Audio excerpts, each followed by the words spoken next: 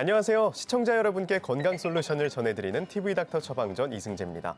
오늘은 만병의 근원 비만을 어떻게 하면 슬기롭게 이겨나갈 수 있을지 알아봅니다. 가정의학과 전문의 장정미 선생님과 함께합니다. 안녕하세요. 안녕하세요. 네, 선생님. 비만을 만병의 근원이다 이렇게 말씀드렸는데 어떻게 많은 분들이 공감하실까요? 아마도 공감하실 겁니다. 과거에는 서구를 중심으로 비만 유병률이 높았지만 네. 이젠 국내의 비만 인구 증가세도 가파르죠. 질병관리청의 비만 심층 보고서에 따르면 특히나 성인 남성의 비만율이 점점 높아지고 있습니다. 네. 해마다 2.1%씩 증가하고 있고요. 저비용 고칼로리 식단과 활동량을 줄이는 환경이 비만을 일으키는 중요 요인으로 보입니다. 네. 그런데 비만이라고 하면요. 선생님 이게 너무 익히 들어서 그럴까요? 익숙해서 그런지 질환이라고까지 생각이 안 들어요. 그러니까 뭐 학교에서도 어린 아이들이 조금만 통통하면 뭐 과체중이다, 뭐 경도 비만이다 이런 식으로 어려서부터 듣는 얘기잖아요. 비만. 그래서 그럴까요? 질환 같지가 않습니다. 어떨까요? 비만은 단순한 증상이 아니라 질환이라고 여겨야 합니다. 네. 비만은 심장 혈관 질환, 골관절 질환, 치매, 우울증 등 여러 일상생활 장애와 사망률 증가에 관련이 있습니다. 그만큼 우리 기초 생활에 큰 영향을 주는 질환이라고 봐야 되는 거죠. 1970년대 이후 우리나라는 비만의 예방과 치료에 대해서 굉장히 관심을 갖게 되었고 전 세계적으로도 거기에 관한 연구가 계속 이루어졌습니다. 하지만 지금까지 계속 비만 인구는 증가하고 있고 계속 치료에 대한 비용과 여러 가지 연구가 있음에도 불구하고 큰 결과를 내지 못하고 있습니다. 비만 측정 기준이 어떻게 되죠? 비만도를 측정할 때 BMI라는 것으로 흔히 측정을 하는데요. 몸무게 킬로그램 나누기 신장 제곱미터로 측정합니다. 우리나라는 BMI 25에서 30을 비만으로 정의합니다. 나이 BMI 지수를 보고 비만인지 헷갈린다면 허리 둘레를 재보는 것이 굉장히 도움이 됩니다. 허리 둘레요. 그럼 줄자로 이렇게 재는 그런 거 말씀하시는 거죠? 네네. 네.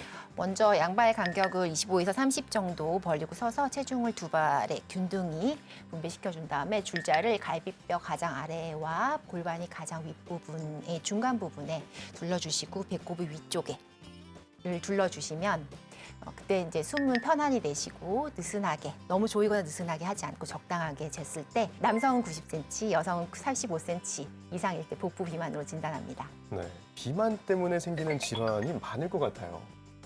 네, 중요합니다. 비만한 사람은 정상 체중인 사람보다 2배 이상 높은 사망률을 보이는데요. 네. 이는 주로 혈관, 동맥 경화로 인한 심내혈관 질환에 의한 것으로 대표적인 예로 뇌졸중 그리고 심근경색증이나 협심증과 같은 허혈성 심장 질환을 들 수 있습니다. 사실 비만이 일으키는 질병은 너무나도 많습니다. 고혈압, 당뇨, 고지혈증, 담석증, 그리고 여성의 경우 생리불순, 다낭성 난소증후군, 불임증 유방에도 관련이 있습니다. 오늘부로 경각심을 가지고 비만을 극복하기 위해 노력해 주시길 바랍니다. 비만과 관련된 사연이 도착했습니다. 선생님께서 사연을 들으신 후에 처방을 내려주시면 됩니다. 사연 들려드릴게요. 안녕하세요. 마른 비만이 궁금해서 사연을 보냅니다. 제 별명이요. 올챙이 이티예요. 그 영화 이티 아시죠? 밥만 먹으면 배만 볼록하게 나와서 친구가 지어준 별명입니다. 사랑한다 친구야. 근데 저도 인정할 수밖에 없는 게요. 팔다리는 정말 말랐거든요. 그런데 정말 배만 나왔어요. 이게 말로만 듣던 그냥 비만보다 더 무섭다는 마른 비만일까요? 평소에 운동과 담을 쌓고 단 음식을 즐겨 먹었던 제 모습을 뒤늦게 후회하고 있습니다. 마른 비만 어떻게 극복할 수 있을까요? 라고 사연을 보내주셨습니다. 일명 마른 비만으로 고민하시는 분들, 고생하시는 분들이 많으신 것 같은데요. 마른 비만 어떻게 정의할 수 있을까요?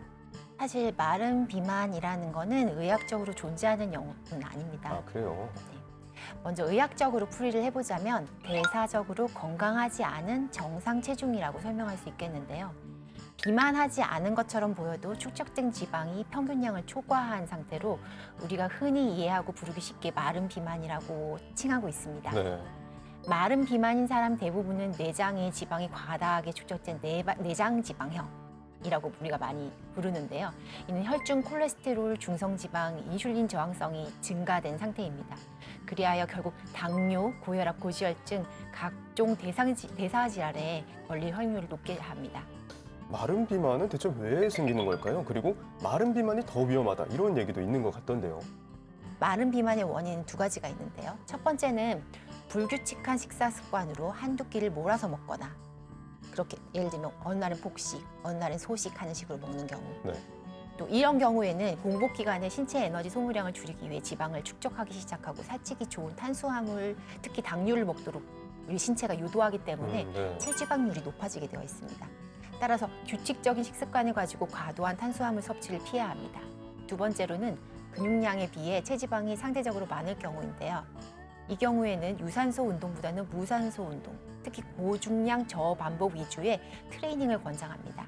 그렇다고 아예 유산소 운동을 하지 말라는 건 아니고요. 일주일에 2시간 미만으로 최대한 줄이고 무산소 운동으로 위주로 운동하시는 것을 권장합니다. 네, 배는 좀 나왔지만 팔다리가 가늘다고 조금 방심하셨던 분들은 오늘 말씀을 들으시고 운동도 좀 챙겨보시면 좋을 것 같습니다. 자, 이렇게 관리하는 방법을 말씀해 주시긴 했는데요. 비만, 정말로 어떻게 관리해야 할까요? 비만의 원인은 실은 매우 다양합니다. 매우 다양합니다. 그래서 진료실에 환자분이 오면 제일 먼저 체크하는 게 잠을 잘 주무시는지, 잘 먹는 것들, 식단이 어떤지, 그리고 배변은 잘 보신지, 배변의 양상은 어떠신지, 또 호르몬 불균형인지 있는지, 다른 기저질환이 있는지를 먼저 파악하는 노력이 우선되어야 하고요. 비만은 긴 호흡으로 치료해야 하기 때문에 환자의 생활 환경과 기저질환 그리고 성향에 따라 치료 방향이 결정됩니다.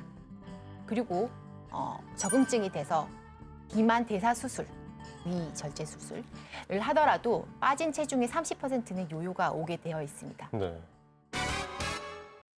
이번 코너는 OX 퀴즈로 긴가민가 알쏭달쏭한 건강 속설을 올바르게 알아보는 시간입니다.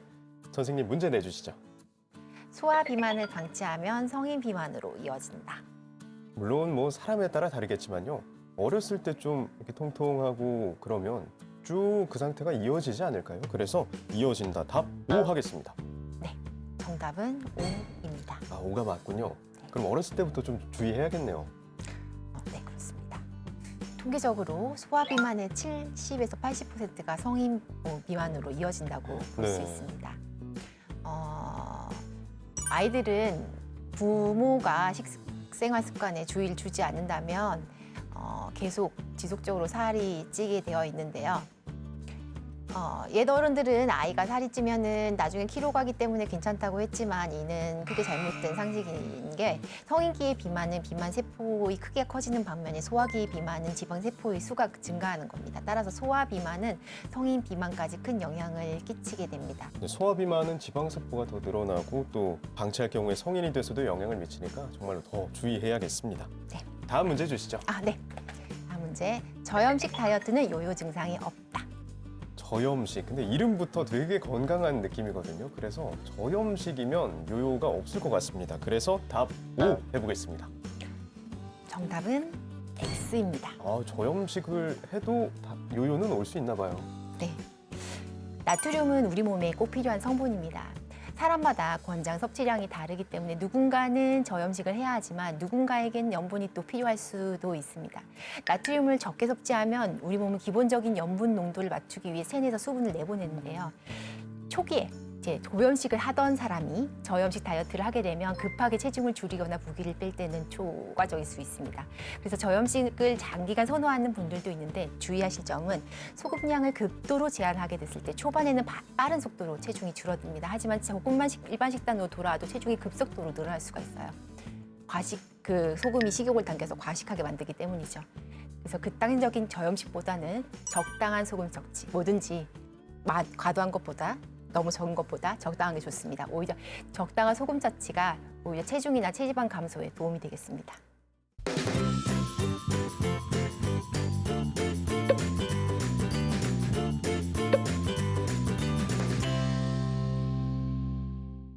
TV 닥터 처방전 벌써 마칠 시간이 됐습니다. 선생님 마지막으로 한 말씀 부탁드릴게요. 비만 유병률 증가를 줄이기 위해서는 범국가적인 정책적인 변화와 저지방, 저탄수화물, 저염분 식단을 선택하는 개인의 변화 등이 필요합니다. 너무 짜거나 달게 먹지 않는 올바른 식생활 습관을 길러주시고요. 자신의 흥미와 체력에 맞는 운동을 꾸준히 해 적정 체중을 유지해 주시기 바랍니다. 그리고 비만 치료 전문의와의 상담을 통해 자신에게 맞는 건강관리법을 배우고 함께 비만에서 벗어나는 것도 방법이 되겠습니다. 네, 선생님 오늘 말씀 감사합니다. 감사합니다. 다음 주에도 유익한 주제로 돌아오겠습니다. 대한민국 모두가 건강해지는 그날까지 PV닥터 처방전 다음 주에 만나요.